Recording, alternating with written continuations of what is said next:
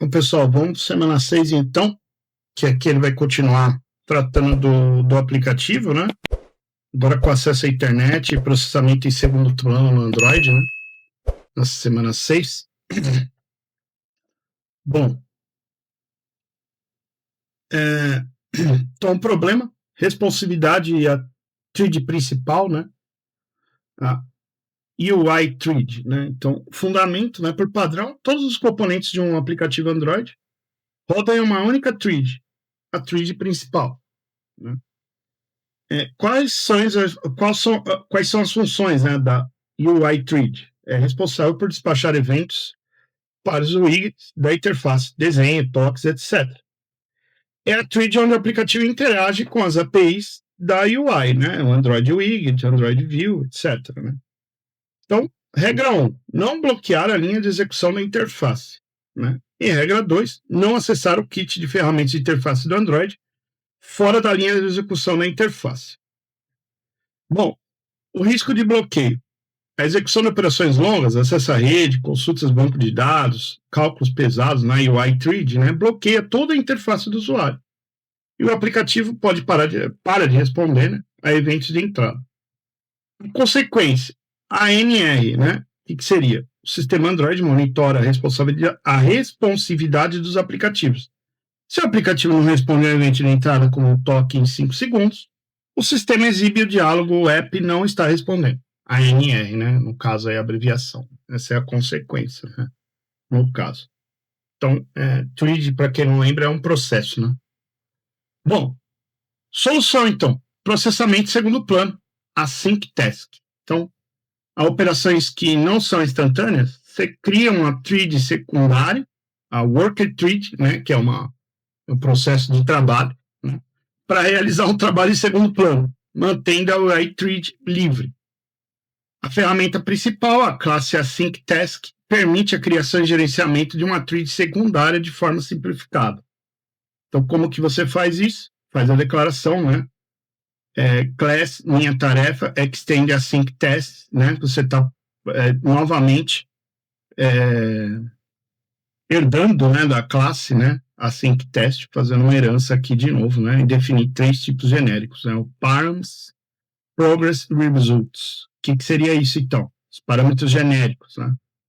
Params é o tipo dos argumentos passados para a tarefa ao ser executada. Por exemplo, uma URL ou string que contém o endereço. Progress, o tipo usado para publicar o progresso da tarefa, né? Exemplo, integer para uma barra de progresso, né? Barra de progresso que ela carrega até 100%, né? Então, o tipo inteiro.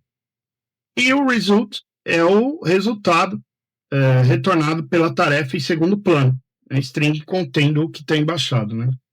A implementação aparece como uma classe interna dentro de uma activity, que a gente estudou na semana 5.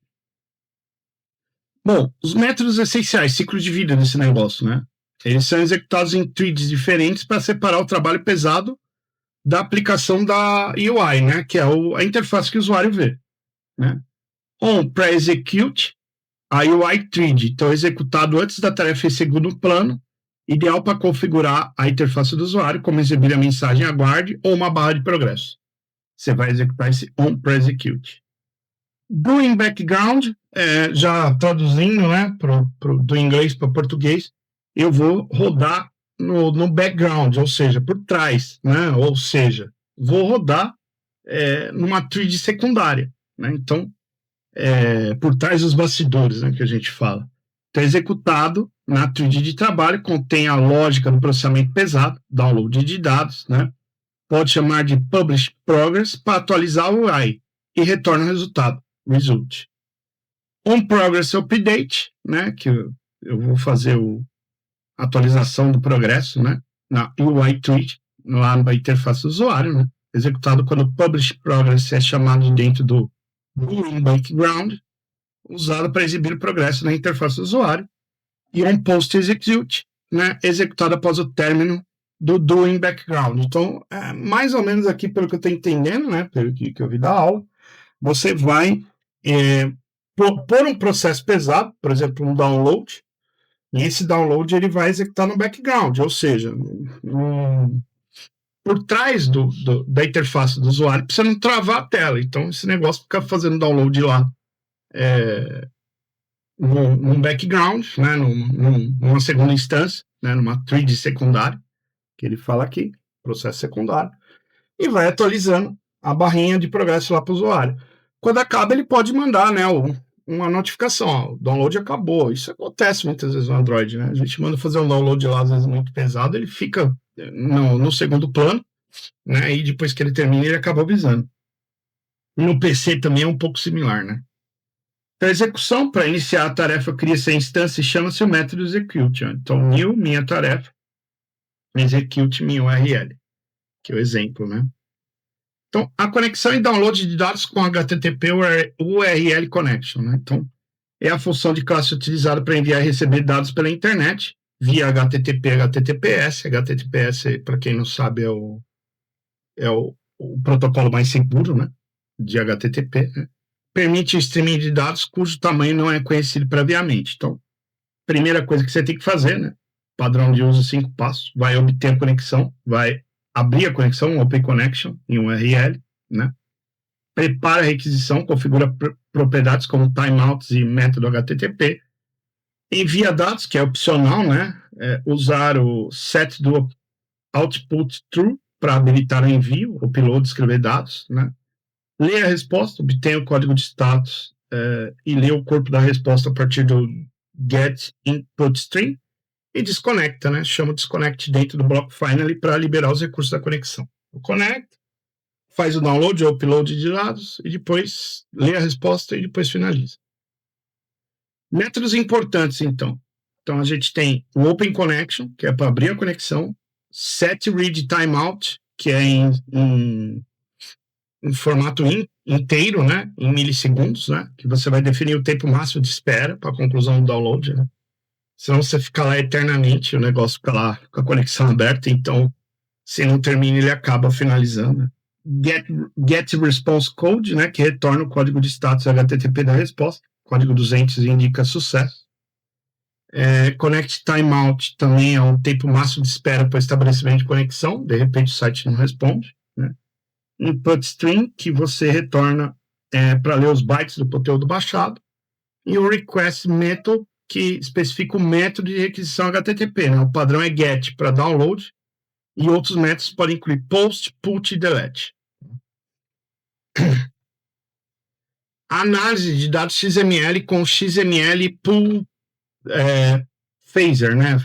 Que deve ser outra ferramenta que ele vai utilizar aqui nessa aplicação, né? Então, o problema, o conteúdo baixado na internet, em XML, vem em formato bruto, com tags e estrutura que não são adequados para exibição direta ao usuário, né? A solução, a interface aí XML Pool Phaser, ela oferece um método eficiente para analisar, fazer essa separação, né, de documentos XML e extrair apenas informações de interesse. Então, vou ver só o que interessa. O método de funcionamento dele, então, né, o código puxa os eventos do analisador um a um, avançando pelo documento, né? Então, next, avança o analisador para o próximo evento. Get Event Type retorna o tipo do evento atual. Get Name vai retornar o nome da tag atual. E o Get Text vai retornar o conteúdo de texto, né, do elemento. Os principais tipos de evento é Start Document, início do documento. Start Tag, onde encontrou a tag de abertura. O texto, né, entre as tags. End Tag, que é onde é a tag de fechamento. E o End Document, que é o final do documento, né, os tipos de evento que tem nesse cara aqui, nesse XML Full Phaser. Aí, um exemplo prático, então, já caindo para o que ele vai passar, e aí a gente abre lá na aula de novo, né? As ferramentas e configurações adicionais, né? Pode ter a depuração com o Logcat, que é uma janela do Android Studio que exibe mensagens do sistema do aplicativo em tempo real, né? Usa-se a classe log, né? Log.d, minha tag, código de resposta, para enviar mensagens customizadas para o Logcat. É extremamente útil para verificar o fluxo de execução e valor de variáveis, como o código de resposta a uma conexão HTTP. E a permissão de acesso da internet, né? Para que o aplicativo possa conectar à internet, é obrigatório declarar permissão no arquivo Android manifest.xml e adicionar essa linha aqui, ó. Uses permission, tal, para a internet, senão ele não consegue conectar. Beleza? Bom, a lógica da extração, né? Esse exemplo prático. Criar uma instância, né? XML Pool Phaser Factory, e a partir dela um novo XML Pool Phaser. Fornecer o conteúdo HTML baixado, né, uma entrada, um string ou input string ao analisador. Fazer a iteração, né, criar um laço while, né, enquanto, né, que continue enquanto não chega até o final do documento. Né. A cada interação você vai chamando next. Né. Identificar dentro do laço, né, verificar o tipo de evento, né, se é start tag, usar get name, né, para verificar o tag de interesse. E depois de extrair o documento, você finaliza, né? Tudo, né? Bom, pessoal, então aqui na parte prática, né? A gente vai, então, o objetivo vai ser demonstrar o processo de adicionar e refinar a funcionalidade de download de conteúdo do XML em um aplicativo móvel, né? Primeira parte aí, no caso, vai focar na implementação, download e manipulação dos dados brutos. E a segunda parte, tratar do processamento desses dados para extrair informação relevante para o usuário. Normalmente o professor liberou o código aí no GitHub, né? Eu coloquei aqui o link, mas eu vou colocar aí também no descrição do vídeo para vocês conseguirem pegar. Então, a partir da implementação do download e visualização bruta, né? O objetivo principal é agregar a funcionalidade de download ao aplicativo para conectar ao site e baixar o conteúdo, né? As classes ferramentas utilizadas é a SyncTask e a HTTP URL Connection, né? Foi utilizado para criar o código de acesso download, garantindo que a operação fosse feita em segundo plano, né? Justamente para não ficar travado. Então, vamos para a parte prática. Então, aqui, como que vai funcionar essas duas fases, né? Então, nessa primeira fase, né? Você vai criar um método, né? Criar um método download file ou download XML file responsável por realizar a conexão e o download, né? Recebe a URL como uma string e devolve o conteúdo baixado como uma string. 2. Você vai ter acesso à conexão. A string URL é convertida para uma instância de classe URL. Conexão é aberta usando a Open Connection, né? 3. Vai verificar. Você vai usar com o método getResponseCodes para obter o código da conexão. Código 200 indica que a conexão está ok, né? Essa informação vai ser exibida no logcat. A descarga do conteúdo, né? O conteúdo é descarregado na forma de bytes, né? Em uma variável input string. Né? Conversão de dados, o string bytes é convertido em caracteres usando input string reader. A leitura incremental, né, um array de caracteres, né, de 500 posições usado para ler o conteúdo em partes, né, e o laço while executa, né, essa leitura de 500 e 500 caracteres, anexando o resultado a uma variável temp buffer. A estrutura de exceção, né, o try-catch é obrigatória, pois os métodos como open connection e get input string podem lançar exceções, né, de I/O, de entrada e saída, né. Permissão da internet foi necessário adicionar a instrução de uses permission internet no arquivo manifest para permitir que o aplicativo acesse diretamente a internet. A execução em segundo plano, uma classe interna chamada myAsyncTest, né, que herda o AsyncTest, foi criada. O método doInBackground dessa classe é responsável por chamar o método de download. E a visualização bruta ao final do XML baixado, que incluía tags, foi jogada em uma caixa de texto, aparecendo de forma bagunçada para o usuário. E aí, a parte 2, a gente vai processar o conteúdo, né? Vai trabalhar o XML baixado de forma bruta, extrair somente o que precisa, né? Informação de interesse, né? E exibida de forma adequada ao usuário, né? Aí a gente teve que usar a interface XML Phaser e a XML PP Phaser, né? Pool Phaser. Então, a criação da classe analisador de XML, né? Vai criar uma nova classe, recebendo o código bruto baixado, devolvendo o conteúdo tratado. Vai usar o método process, que é dentro da classe de analisador XML, realiza o trabalho de extração. A configuração do phaser, né? O analisador XML é configurado, instanciado como Phaser Factory e criando uma instância XPP que contém os métodos de navegação XML. A lógica bruta, né? O método process utiliza duas variáveis booleanas de controle, campo válido para sinalizar se o campo body foi encontrado e busca para controlar o laço principal de busca. A navegação e extração, né? O analisador avança evento por evento, né? Pelo método next. Se o evento start tag for encontrado e o nome da tag for body, a variável campo válido é definida como true. Se o evento teste for encontrado e o campo válido for true, o método getTest é usado para extrair o texto.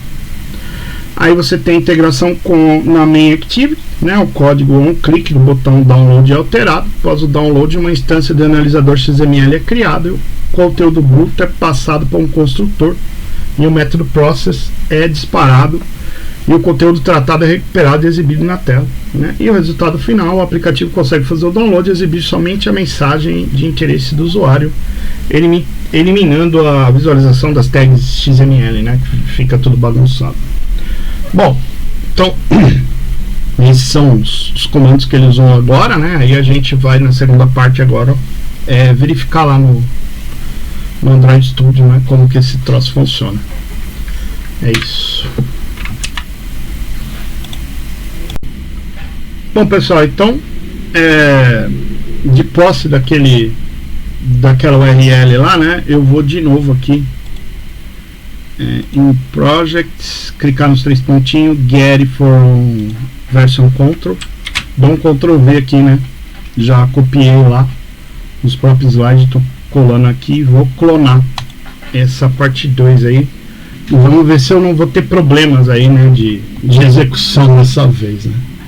Já tá dando alguma coisa inválida aqui, deixa eu ver.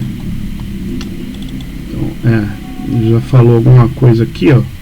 Vou excluir ele fala que o Microsoft Defender pode deixar o aplicativo lerdo e tal. Bom, parece que já deu aqui uns erros aqui de novo. Bom, pessoal, aqui de novo acho que eu tive erro com esse Gradle, né? Aí eu coloquei aqui os arquivos, ele não conseguia encontrar o arquivo Gradle Wrapper. Eu copiei daqui, Properties, coloquei o build também que ele pediu, né? E ele fez as alterações, né?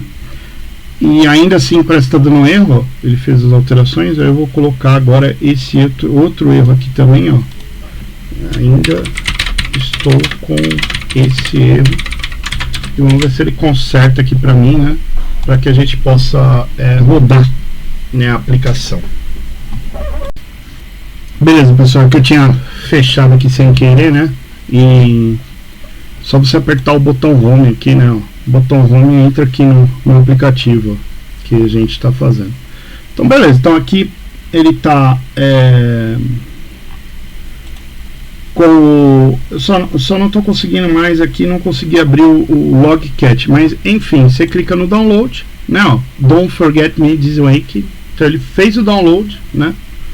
Do lado XML, né? Que é esse cara aqui que a gente tinha visto, né? Ó. E aí tem todo esse texto, ele extraiu só o que precisaria, o que interessa aqui das tags do body, né? E o resto ele jogou fora, né? No caso que não interessaria para o usuário, né? Se eu clicar no disparo para a segunda tela, ele joga aqui para a segunda tela, né? Então a aplicação está funcionando, né? A única coisa que eu não consegui aqui abrir para vocês é a parte do Logcat, né? Sei lá, não deu muito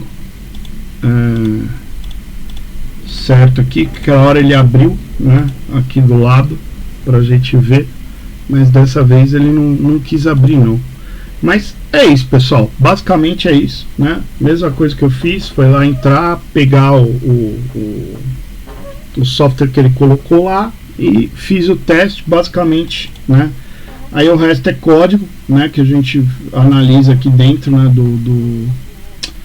do Java, né, do analisador XML. Então aqui tem o conteúdo, XML dados, né, o que ele baixou, né, o main activity, né, que é da primeira tela, que não alterou muita coisa, mas tem agora o download, né, aviso, né, no logcat, caso tenha havido algum problema no download, ó, dá erro aqui, né, tá dando de download, né, o tela 2 que nós já tínhamos visto, né, e essa nova, esse novo arquivo, né, analisador XML, que é o que extrai essa mensagem.